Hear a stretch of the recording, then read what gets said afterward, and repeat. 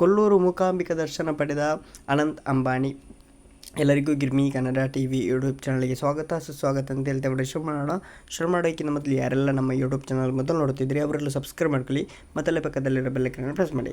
ಕರ್ನಾಟಕ ಪ್ರಸಿದ್ಧ ಕ್ಷೇತ್ರ ಕೊಲ್ಲೂರು ಮೂಕಾಂಬಿಕೆ ದೇವಿ ದರ್ಶನ ಪ್ರತಿದಿನ ಸಾವಿರಾರು ಭಕ್ತರು ಆಗಮಿಸುತ್ತಾರೆ. ದೇವಿ ದರ್ಶನ ಪಡೆಯುತ್ತಿದ್ದ ಇತ್ತೀಚೆಗೆ ತಮಿಳು ಮುಖ್ಯಮಂತ್ರಿ ಜೋಸೆಫ್ ವಿಜಯ್ ಕೊಲ್ಲೂರು ಮೂಕಾಂಬಿಕೆ ದರ್ಶನ ಪಡೆದು ಮರಳಿದ್ದರು. ಇದರ ಬೆನ್ನಲ್ಲೇ ಇದೀಗ ರಿಲಯನ್ಸ್ ಮುಖ್ಯಸ್ಥ ಮುಖೇಶ್ ಅಂಬಾನಿ ಪುತ್ರ ಅನಂತ್ ಅಂಬಾನಿ ಕೊಲ್ಲೂರು ಮೂಕಾಂಬಿಕಾ ದೇಗುಲಕ್ಕೆ ಭೇಟಿ ನೀಡಿದ್ದಾರೆ. ಮೂಕಾಂಬಿಕೆ ದೇವಿ ದರ್ಶನ ಪಡೆದು ವಿಶೇಷ ಪೂಜೆ ಸಲ್ಲಿಸಿದ್ದಾರೆ. ಅಂಬಾನಿ ಕುಟುಂಬ ಗುರೂಜಿಯ ಜೊತೆ ಆಗಮಿಸಿ ಅಂಬಾನಿ ಕುಟುಂಬದ ಗುರೂಜಿ ಜೊತೆ ಕೊಲ್ಲೂರು ಮೂಕಾಂಬಿಕೆ ದೇವಿ ದರ್ಶನ ಆಗಮಿಸಿ ಅನಂತ್ ಅಂಬಾನಿ ವಿಶೇಷ ಪೂಜೆ ಸಲ್ಲಿಸಿದ್ದಾರೆ.